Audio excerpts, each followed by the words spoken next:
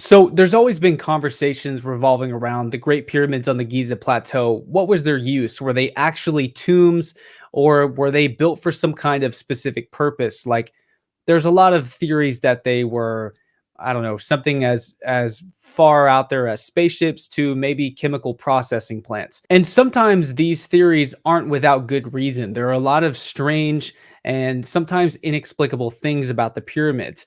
And today I just want to highlight a few of the issues, or should I call them plot holes, with the Egyptological story. So we're going to be approaching this from the Orthodox Egyptological perspective. And I think that's really important because if you're talking about the mysteries of ancient Egypt and you're really only educated on the mysteries of ancient Egypt rather than the traditional Orthodox study of Egyptology and what archaeologists have come to conclude as a result of data gathered during their studies, then it's kind of hard to have a credible perspective. Like if you're talking about the age of pyramid builders in ancient Egypt during the Old Kingdom, but you're not able to say who the last pharaoh of the Old Kingdom was, list out some reasons why the Old Kingdom may have fallen into the first intermediate period of ancient Egypt or the terminal period of ancient Egypt, then it's kind of hard to have a credible opinion on these things. So starting off, we're looking at the Pyramid of Djoser built in Saqqara, Egypt at the Saqqara necropolis in around 2570 to 2550 BC. Now, this project came as a result of the great architect. Essentially, he was the first philosopher, first physician, first mathematician, basically the first recorded genius that we would put up there with our modern day Einstein, Oppenheimer, or even the ancient philosophers like Aristotle, Plato, Solon, and so on. Essentially, he had a dream that the pharaoh Djoser was not pleasing the gods of ancient Egypt. And he approached the pharaoh Djoser and told him that he needed to build a funerary monument that would be pleasing to the god Horus and would bring prosperity back to Egypt.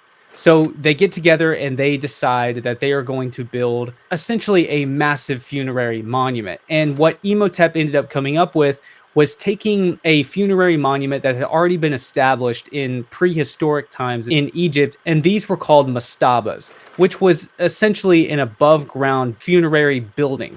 And he would take a mastaba and set it as the foundation, and then build another mastaba on top of it, another mastaba on top of that, until there was a multi-layered funerary monument made out of mastabas stacked upon one another. Now, when the Pyramid of Saqqara was completed, it was the biggest monument in all of ancient Egypt, and actually may have been the biggest building in the entire world at that time. We also see in the Saqqara necropolis, we see the remnants of the ancient Egyptians of the Old Kingdom decorating Djoser's funerary complex with hieroglyphs of him visiting divine sanctuaries and palaces in the afterlife. We see long, elaborate hallways decorated in these scarab turquoise decorations that supposedly were reminiscent of his apartment in Memphis, Egypt, which was the capital of Egypt at his time. So we see a lot of ancient funerary decoration and hieroglyphs that 100% without a doubt point towards who this great funerary monument sitting in the middle of the Saqqara necropolis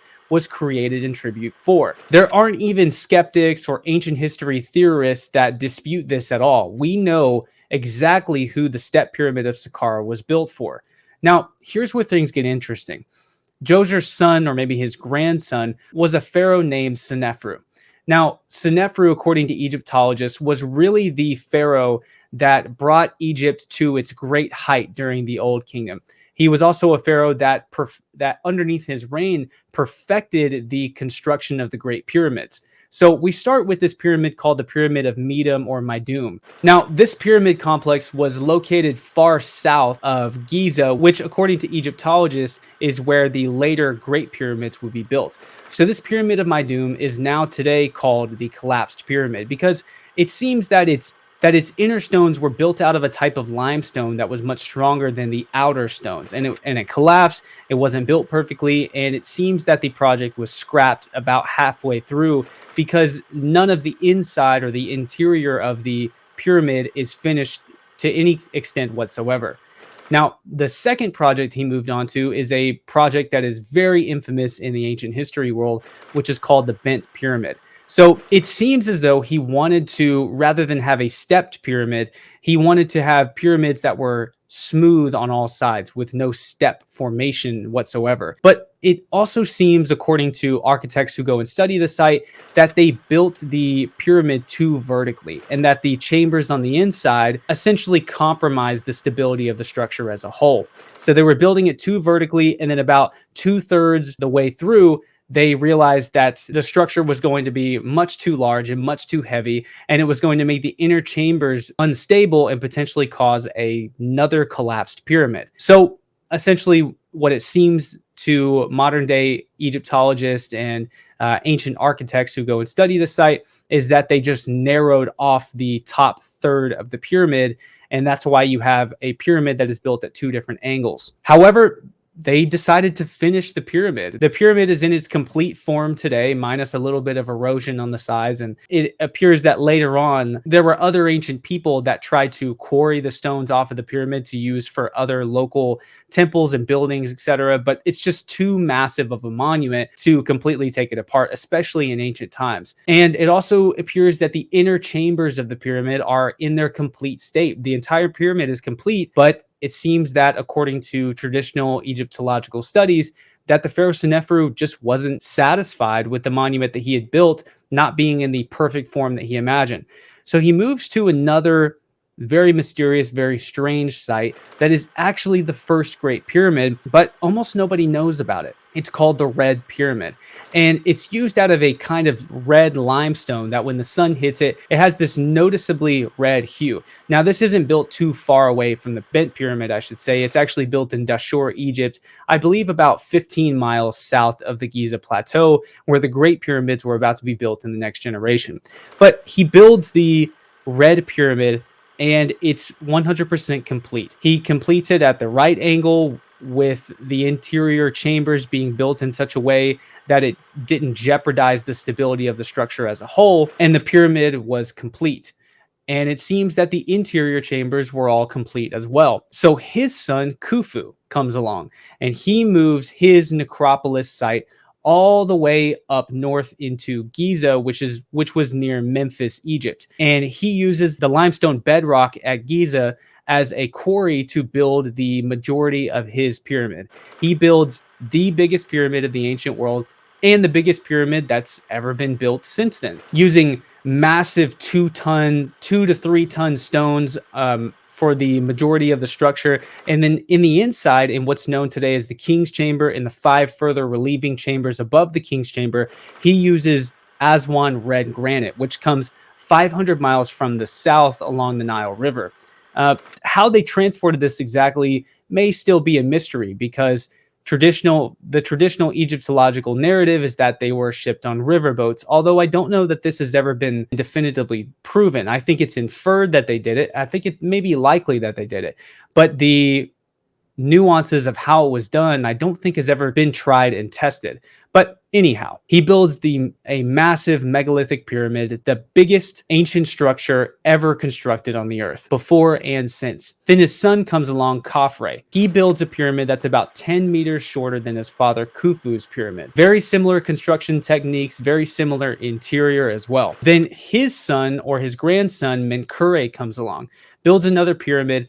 This time the pyramid is significantly smaller, but it's slightly more unique because it appears that the interior is a bit more decorated than his father and his grandfather's pyramid, Khufu and Khafre. And also the casing stones on the outside of the pyramid were intended to be granite, or at one time were completely granite. And thus, that is the story of how the original 7 pyramids of ancient Egypt were built, starting at the Saqqara Step Pyramid, then moving on to the Maidum Collapsed Pyramid, then moving on to the Bent Pyramid of Dashur, then moving on to the Red Pyramid of Dashur, then moving on to the Great Pyramid of Khufu on the Giza Plateau, the Great Pyramid of Khafre, and then the Pyramid of Menkaure. Now, here's the real mystery here.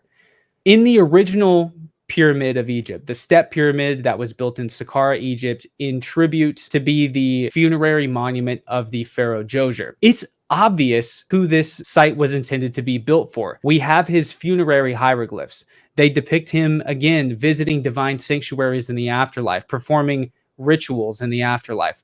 We see that the funerary complex is decorated to look like his apartment in Memphis, Egypt, because they believe that perhaps his spirit would embody this tomb funerary complex and this is where it would live. They wanted to give him a place that would be reminiscent of where he lived during his life. Here's the real mystery. In neither the Maidum bent red Great Pyramid, the second Great Pyramid, or the Menkaure Pyramid, in none of these sites or in any of the necropolis complexes around these sites do we find the evidence attributing these sites to the pharaoh that we attribute them to. The evidence all comes from external evidence. There's some graffiti that are on the sites that indicate who this might be built for. In one instance, at the complex of Maidum, I believe that there was a priest who came during the New or Mid Kingdom about 1,000 years later, and he wrote graffiti on one of the temple walls that says, "I am X priest, and I came here to visit the Maidum pyramid of Senefru." And that was the graffiti that he left, and that is the evidence that we use to attribute the pyramid of Maidum to Senefru. So you can kind of see how some of the evidence is very loose and very scant here. Now, this isn't necessarily pointing to, I'm not alluding to the idea that these pyramids were built in 10,500 BC, but I am highlighting how scant the evidence is. And it's also, of course, we have to remember that this is remote history. So there were times in ancient Egypt when even Egyptians had disputes with each other over who their even more ancient rulers were, going back far beyond the period of the Old Kingdom, much before dynastic Egypt. So you have these four rulers. Senefru builds 3 pyramids. Khufu builds a pyramid. Khafre builds a pyramid. Menkaure builds a pyramid. And in none of these 6 sites, anywhere, do we ever see these pharaohs who, let's be honest, if you're the pharaoh of the greatest nation that had ever existed at the time, one of the greatest nations of the ancient world, you're very likely going to be a vain person who is seeking for much self-glorification.